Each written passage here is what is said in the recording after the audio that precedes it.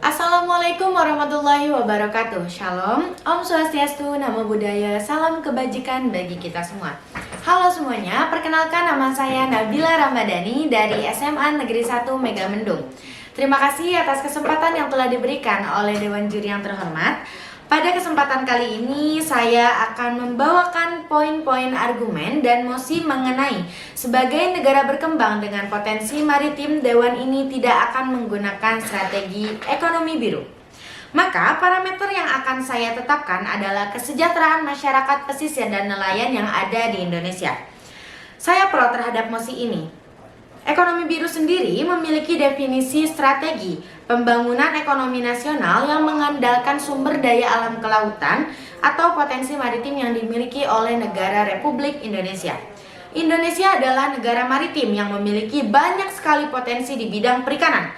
Saya memiliki beberapa poin argumen yang akan saya sampaikan. Yang pertama adalah terancamnya nelayan tradisional. Nelayan adalah salah satu mata pencaharian yang banyak dimiliki oleh negara berkembang dengan potensi maritim seperti Indonesia.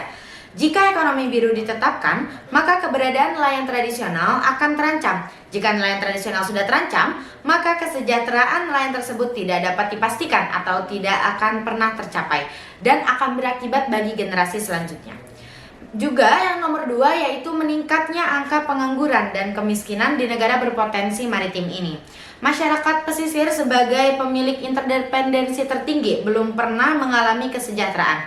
Hal ini dapat dibuktikan dari pendidikan yang masih rendah dan infrastruktur yang masih belum juga merata, serta pemukiman yang kumuh. Kasus ini dapat menjadi bukti bahwa masyarakat pesisir sebagai pemilik interdependensi tertinggi belum mengalami kesejahteraan. Ironis sekali jika dikatakan sebagai negara dengan potensi maritim, tetapi masyarakat pesisir dan nelayannya sendiri belum memiliki atau mengalami kesejahteraan. Ekonomi biru digunakan untuk tujuan melestarikan atau mengembangkan lautan. Hal ini juga berdampak bagi para masyarakat pesisir. Jika ekonomi biru tetap ditetapkan, lalu bagaimana dengan masyarakat pesisir yang belum mencapai kesejahteraan ekonomi? Dampaknya, jika ekonomi biru tetap juga digunakan bagi masyarakat pesisir, maka akan terjadi penurunan citraan masyarakat pesisir dan juga akan menimbulkan kesenjangan sosial antara masyarakat pesisir dan bukan masyarakat di luar pesisir. Dengan adanya kasus tersebut, maka kesejahteraan tidak akan tercapai. Sebagai negara berkembang dengan potensi maritim ini, banyak sekali kesejahteraan yang belum tercapai bagi masyarakat-masyarakat khususnya yang berada di daerah pesisir. Di Indonesia ini terlihat dari pemukiman yang kumuh, pendidikan yang rendah, sehingga hal ini menjadi salah satu faktor belum tercapainya kesejahteraan tersebut. Ekonomi biru memang seharusnya tidak digunakan bagi negara berkembang dengan potensi maritim ini, maka solusi yang dapat dilakukan untuk mengalihkan ekonomi biru adalah menggunakan ekonomi hijau. Mengapa ekonomi biru bukan solusi untuk menangani perekonomian nasional? Karena solusi untuk tata kelolanya ini, ekonomi biru ini di Indonesia dapat digali secara mendasar. Misal, peningkatan dapat menimbulkan dampak-dampak negatif. Semisalnya, peningkatan aktivitas industri seperti penangkapan ikan berlebih bisa menyebabkan kerusakan lingkungan dan penurunan populasi ikan. Bahkan itu juga akan menyebabkan merugikan ekosistem dan mata pencaharian. Ekonomi biru ini juga dapat berdampak buruk bagi kesejahteraan masyarakat nelayan dan pesisir. Maka solusinya dari masalah dan kasus tersebut adalah beralihnya dari ekonomi biru ke ekonomi hijau. Ekonomi hijau tersendiri memiliki lebih banyak dampak positif jika dibandingkan dengan ekonomi biru. Ekonomi hijau tidak akan mengganggu kesejahteraan masyarakat daerah nelayan dan masyarakat di luar pesisir. Pada kasus ini, jika kita menggunakan ekonomi hijau, maka kesejahteraan bagi masyarakat yang ada di Indonesia dapat terwujud dan dapat tercapai, maka mereka akan mengalami kesejahteraan dan tidak akan adanya kesenjangan sosial dan perpecahan.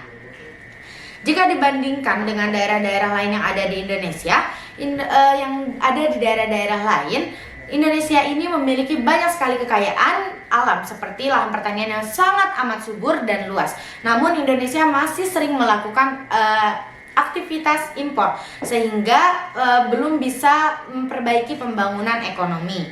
Lantas bagaimana caranya mencapai kesejahteraan jika ekonomi biru tetap digunakan dan mengancam nelayan-nelayan tradisional serta mengancam kesejahteraan dari masyarakat daerah pesisir dan non-pesisir. Nah, kadang nelayan-nelayan itu masih menggunakan cara tradisional itu untuk menjaga lautan. Nah, ekonomi biru tersendiri juga tidak berdampak besar bagi para masyarakatnya. Maka pada kesimpulan yang dapat saya ambil bahwa saya tetap pro pada mosi kali ini dikarenakan Indonesia adalah negara maritim dengan potensi perikanan. Tetapi ironis sekali jika masyarakatnya belum pernah mengalami yang namanya kesejahteraan. Mungkin kita dapat beralih dari ekonomi biru ke ekonomi hijau untuk memperbaiki pembangunan ekonomi nasional. Cukup sekian mosi yang dapat saya sampaikan.